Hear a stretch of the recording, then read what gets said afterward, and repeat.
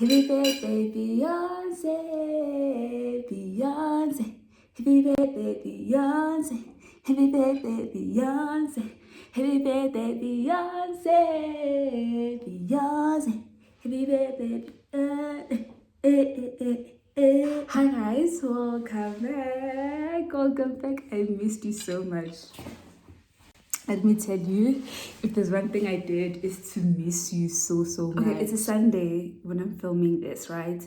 But when it comes out, it's going to air on a Tuesday, the 17th of March, which is my day, my special day, my 26th birthday. Oh God. I don't know how to feel about this day. Hey, God has been good, man. God has been good. There were days where I didn't wish I'd be here anymore, but I'm still here because it's by His grace, you know. And as much as I might have been away from God Himself for a very long time, I do see the need to kind of go back and thank Him for the positivity that I still have, regardless of what it is that I'm going through. There's a lot that I'm going through, and one day I'm going to sit down and speak about it, but now is not really the time. I'm just in a celebratory mood and just want to celebrate this day, celebrate my day. I know it's a Sunday now, it's like 2 days before my big day, but for the sake of this video, I'm gonna celebrate it now. And I got this milk tart just to spoil myself, man. I've been off sugar for a very long time now, and diet-wise, I've been doing good, and I think my skin is also showing that, you know, baby girl has been doing good, because it's that time of the month right now, but my skin is not breaking out that badly. So you can imagine how good my diet has been, and I'm so grateful, man. 26 is, I feel old. I feel like I'm growing old, and there's a part of me that feels sad about it because I don't think I'm where I'm supposed to be. But it's fine. We'll get there. Let's just stay positive. Life is lifing, and it has to life at the end of the day, so right? I thought of getting a cake, but I was craving a milk tart, and it didn't make sense to buy both a cake and a milk tart. Firstly, it's wasting money. Secondly, I'm on a diet and I'm trying to stay off sugar, and I live alone, meaning if I buy something, I have to finish it by myself. So buying a whole cake didn't make sense. Pick and Pay do know how to make a milk tart, okay? One thing about Pick and Pay, they will make a milk tart. Wait, do you want a bite? You can have one. I'm not that stingy, come on. And because I've been off sugar for like a very long time, eating sugary stuff is a bit of an issue, because now I have to drink a lot of water after that because they become too sweet. I like when I get to that stage where I can't consume a lot of sugar, because I have a really sweet tooth. Like, I can eat sugar. If there's anyone who can eat sugar, it's me. The purpose of this video is to talk about Isthembu, right? It's polygamy, as a lot of people might know it, but I feel like Isthembu is the more common name for it. Yeah, Isthembu is the more common name for it, and there are some misconceptions about Isthembu, because a lot of people say into Amazulu, but I don't think into Amazulu Pela, because I've seen nations even outside of South Africa doing it. I mean, Eswatini, for example, they do it.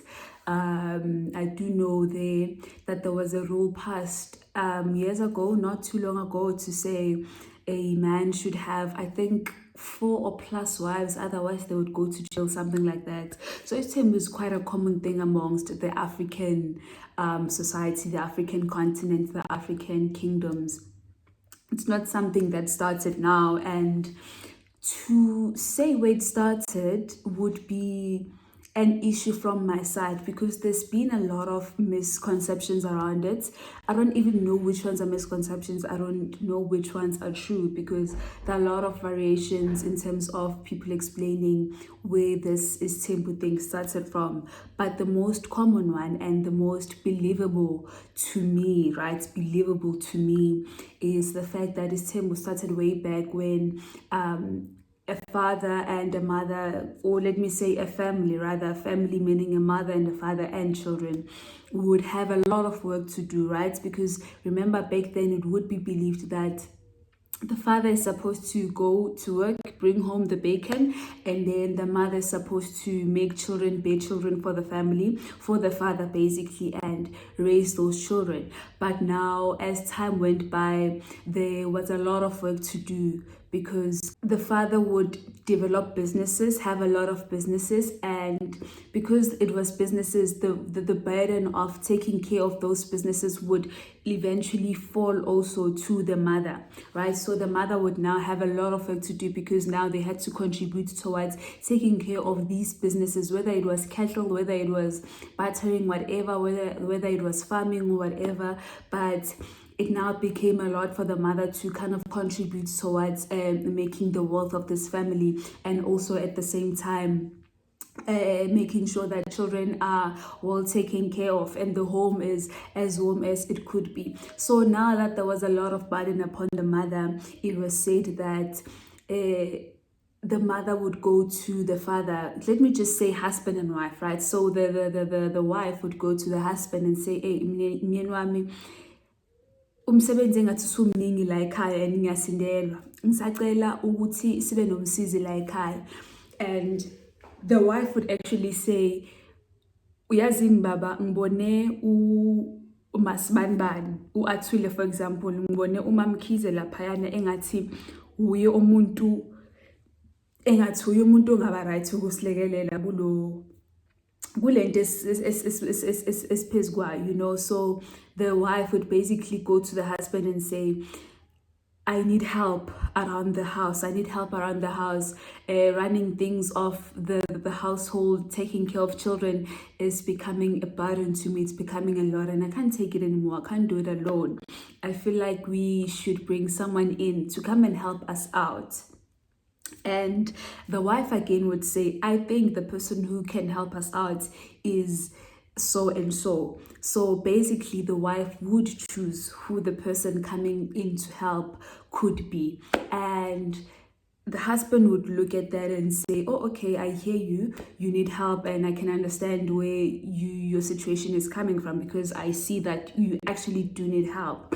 And it would be then organized for the family, the members of the family, now I'm talking the uncles, to go to Umamkhize's homestead and request for Umamkhize to come and be a helper in this household. Then as time went by, it would be said that they would see ukuthi Umamkhize is now, yes, helping in this family, taking care of this family, but Umamkhize now, her age is also going up. She is growing, and they would think ukuthi Naya, as much as she is a person, she would maybe like to have her own children. She would like to have a family of her own and bear children of her own, right? So they would actually, the husband would then go to this Mamkhize and make her umamncane, basically make her a second wife in order for her to be able to have children, because she cannot have children alone. She needs a man to have children. So the husband of this home would be the one to give lo mama children, right?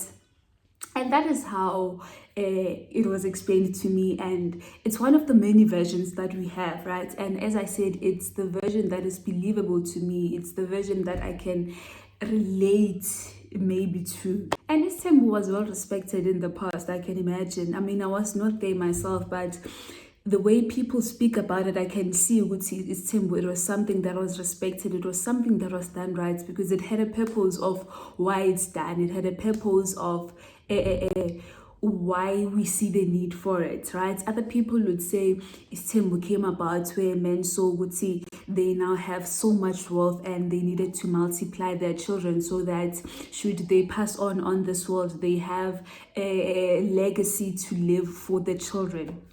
And there's as much children as possible to make sure that this legacy goes forward. And I mean, there are some other versions of people explaining how this Nes'Thembu thing came about, but it's neither here nor there. People will speak however they speak. What I've realized is that there's no specific rules to umlando, because it's not something that was written down. It's something that we rely on word of mouth to hear about. So you can't really trust 100% what people say, because people change stories. People have a tendency of changing narrative. People have a tendency of changing each story and making it what they are not at the end of the day. So I think we'll just take whatever we take. We'll just take whatever makes sense to us. As I'm saying, this version makes sense to me, that Umamkiza was now a helper of this family and needed to grow a family of her own, and then Ubaba would ingena Umamkiza to kind of create a family for Umamkiza and children for Umamkiza. But now the issue comes now in the modern days. As much as Istembu was done right in the past, as much as it was helpful, and I can see how helpful it was in the past, and I can see how respected it was in the past, it's not as helpful in the modern days. And that's one thing we need to be honest about. I mean, we see Istembu and we see people taking it for reasons that do not even make sense. I mean, Konale show, there's this show Nagwetu. That show used to make me so mad up until I didn't watch it anymore. I don't even know if it still is up to this date, but what I know is that that show made me so mad. There was Umama, shit, I don't remember their names, but there was Umama at this one point. His husband went to this show. So this show was for men who wanted to go into polygamy. So it would happen that they have wives already, but because they wanted Istembu for their own reasons, they wanted polygamy for their own reasons, they would then go to the show, ask Uba Bumselegu, who was the host of the show, to accompany them to their wives and kind of ask for permission to have polygamy on their behalf. So the host of the show, Uba Bumselegu, would ask on behalf of these husbands on their wives to kind of allow them to have Istembu polygamy. Hey, there was a lot of bad things I saw on that show, and it made me realize that Abantu take Istembu for what it's not, and Istembu is no longer done for the reasons that make sense anymore. Because you'd get people who would say, I just want to have a lot of wives because I believe having a lot of wives would prevent me from cheating. Mau cheater or cheater. I'm sorry, but Mau is fair, is fair, Johannes.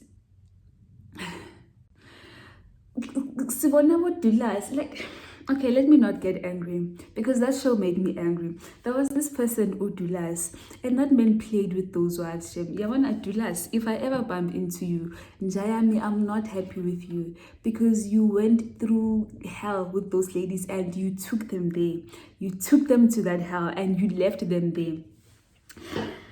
I'd see a man without financial means wanting to go into polygamy. And let's be honest, as far as tradition is concerned, a man is supposed to bring home the bacon. Now, if you are bringing half bacon to this woman who is your first wife, how are you expecting to bring full bacon to the second wife? Make it make sense. If you can afford me as your first wife, how do you think you'll afford the other person who's coming into our family?